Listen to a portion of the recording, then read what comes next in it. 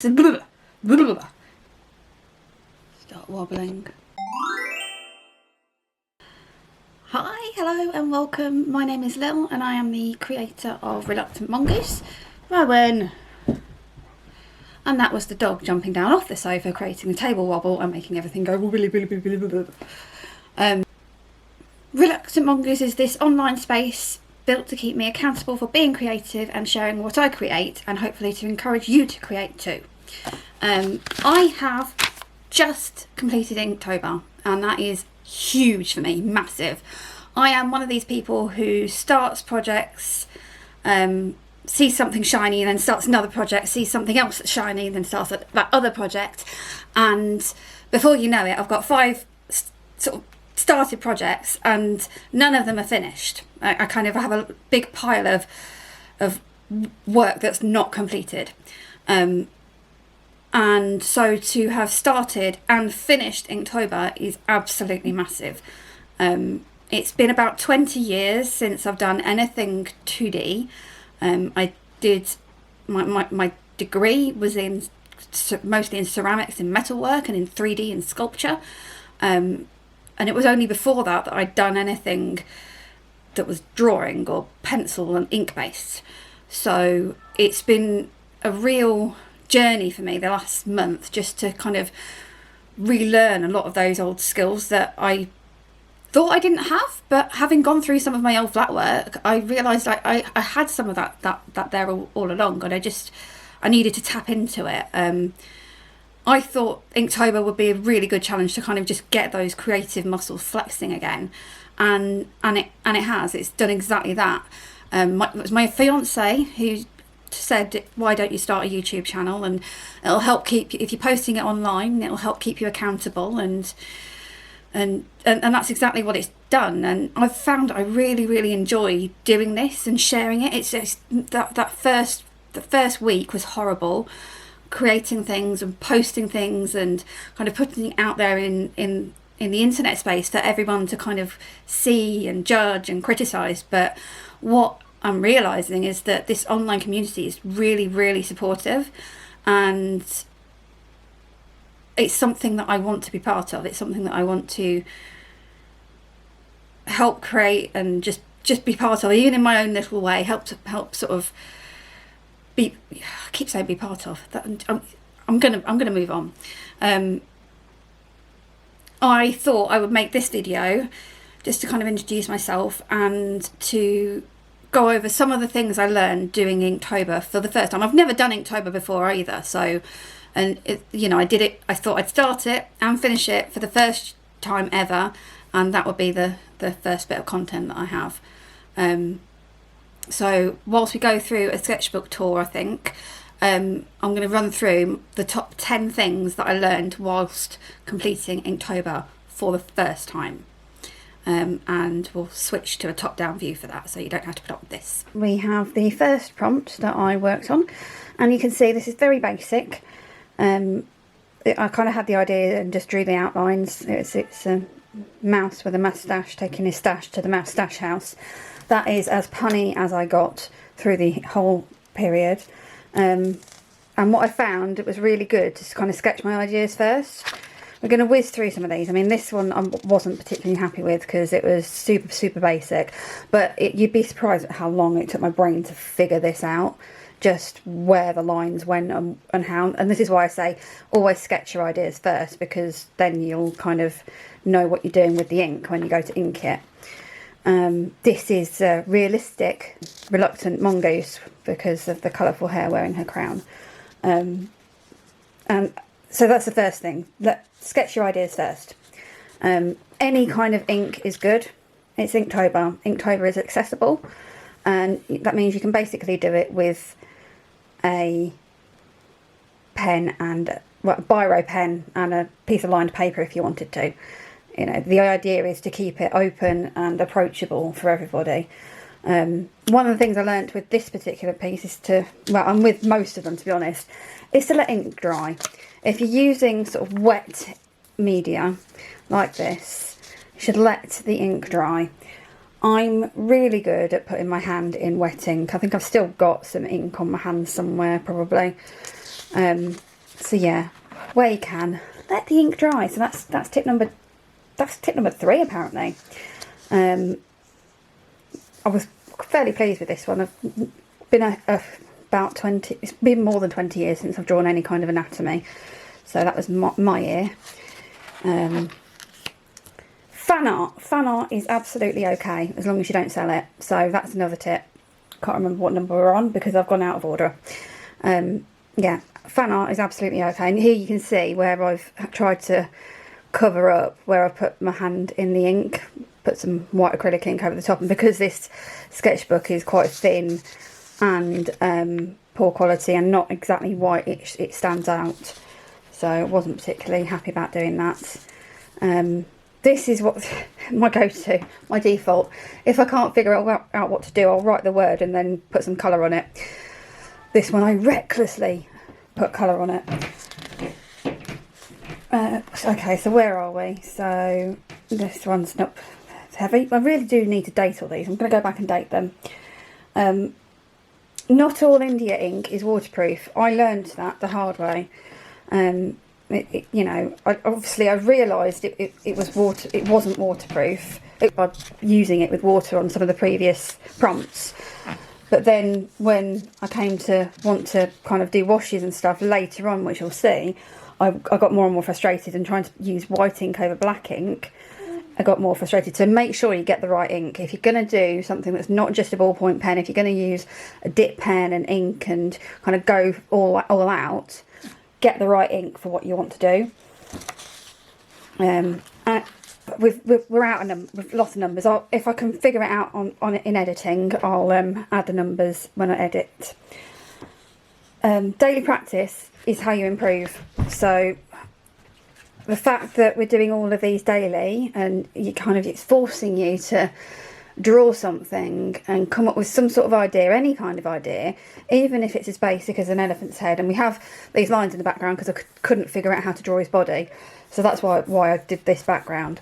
But it's still practice, and that's how we improve.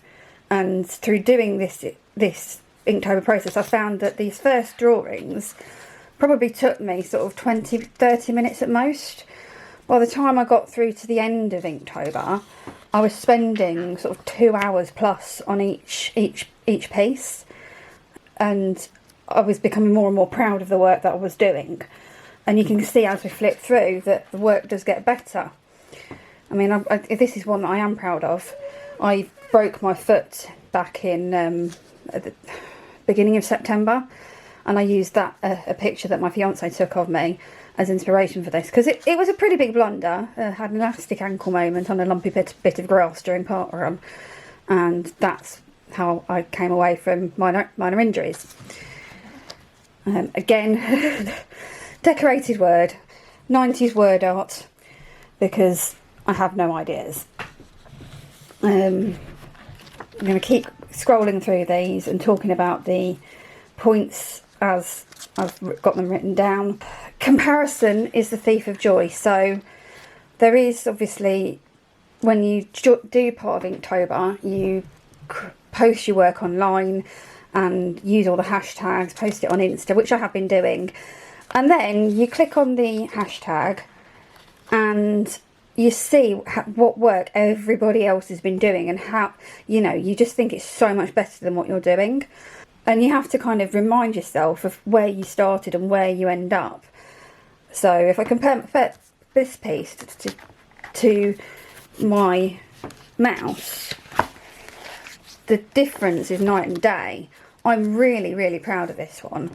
Because like I say, it's a long time since I've drawn any kind of anatomy, and I've never really been one for portraiture either. And obviously I do love a bit of Good Omens, and the chemistry between Michael Sheen and David Tennant in Good Omens is if you haven't watched it, go watch it, it's brilliant. And yeah, so comparison is a thief of joy. Compare your work, but only to the work that you've been creating. Don't compare it to anybody else's, because everybody's work is different. Everybody has things that they're good at. Everybody has things that they're bad at. And actually, most artists are hardest on themselves. This piece I created with the non-waterproof India ink, and I actually used it to my benefit and kind of created all this. It was surprisingly quick to create, but I quite like how effective it's been at just puddling on the page, because the page kind of just buckled quite a lot as well. I've lost my train of thought, which is fairly usual for me. It's going to be a bit higgledy-piggledy and all over the place. The more of this that I've been doing, the more I've wanted to do. I found that my days, this is why they've taken longer and longer and longer to create, is because I've been wanting to spend the time on them and wanting to really put the effort into making them good. This prompt was Firefly, and if you're a geek like me, you'll know that this is the ship Serenity from the TV series Firefly. This is me and my fiance, again, portraiture and stuff, which again I hadn't really ever explored, but I kind of felt I was able to, given the freedom that I'd had with Inktober.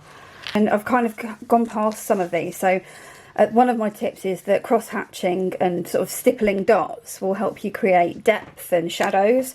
But by this point, obviously, I've started using a lot of water and paintbrushes, and that's okay too, because it's still ink. And all this colour, this is still ink. And I kind of feel like Inktober gets a bit of a bad reputation for being quite elitist and snobby, and it must be black and white and it must be this and it must be that. No, if it's ink and it's on paper and you've done it, it qualifies. So, you know, have at it. This one may be confusing to look at in camera. It's a little bit better in daylight, but it's not quite as impactful as I wanted it to be. But again, you can see this very, very small shadowing that I've got with some of these lines. They are just tiny lines, just relentlessly placed together throughout the edges of the puzzle pieces. That took a while. Again, fan art. Fan art is okay, as long as you're not going to sell it. See, I couldn't help myself. Skeletal, it's spooky season. I had to do Jack, and a little nod to the Corpse Bride as well. And I realised afterwards I should have made this a nod to Beetlejuice, but maybe I'll do that another time. And yeah, I do feel like as I progressed through the month, my art got better and better, and my ability to kind of compose a page got better as well. And I was kind of, by this point, I was also playing with different effects. So I got this effect by using hairdryer and sort of had salt. You can use salt on waterproof? No, salt on watercolour. And that's what I did with this, to get some more of a texture in the watery ink. And I used that in conjunction with some waterproof ink that I got. I can't remember what brand it is, but if I can, I'll add it in visually. And then we came to the last prompt, and I did this twice because I wasn't happy with this. I was doing this sort of about 7:30 in the evening, and because I have ME/CFS, we go to bed quite early so that I can manage my condition. ME/CFS being myalgic encephalomyelitis / chronic fatigue syndrome. I can do another video on that at some point, but I'm not going to go into it now. But yeah, we go to bed quite early to manage the condition, and the time was getting closer and closer and closer, and I just wanted to get this finished. I was getting impatient, and all those tips that I've kind of rattled through, I just ignored. I didn't let anything dry. I didn't kind of think about what I was doing. I didn't achieve any of the impact that I wanted to with this. So I stayed and I did it again. And I had a completely new approach to it, and I'm much, much happier with this. I've used ink in a variety of ways. I've got some of the cross-hatching, I've got the line work, I've got some painting with it to create some depth, and I kind of felt like that was a much more appropriate way to end the month of Inktober. The bonus thing that I learned, I don't want to blow my own horn, but through comments that people have made and my fiance watching me work, I've learned that I'm better at this than I think I am. And if that's true for me, then that is also true for you. Don't let what others are doing hold you back and stop you from putting pen to paper, putting pencil to notepad, you know, doing what it is that brings you joy. Don't let anyone stop you doing that. And through the magic of editing, we are back with my lovely face again. And I think that kind of wraps up Inktober. I just have to hope now that the camera has actually recorded all of my waffling. If you've made it this far, thank you so much. Thank you for watching. I hope that you've picked up something from what I've learned. I also hope that you've enjoyed this video. If you have enjoyed this video, please do give it a like. If you feel like you'd like to subscribe and see more content from me, then great. Hit the subscribe button, and that will make me do a little happy dance in my living room. Probably not on camera though, because I'm not sure you need to see that. I have some ideas. Well, I have a whole list of ideas for future videos. Like I said, my brain tends to ping around through lots of different things. I have a Christmas kind of series coming up because I bought the potted advent calendar and I'm really excited to open that up with you guys. I am going to make my mum a Christmas wreath, so I will film the process of doing that. I also want to do something more with some characters. So I realised through Inktober that I've actually inadvertently created a few characters. I have Reluctant Mongoose, which she's now called Millie. I have the Vacant Frog, who has, you know, nothing but tumbleweed in his thoughts. The Vacant Frog also has a companion, which is the Brain Frog. The Brain Frog sits in your brain, eats all your thoughts and your words so that you forget them before they come out of your mouth. So they kind of sit together. I have Mustachioed Mouse as well.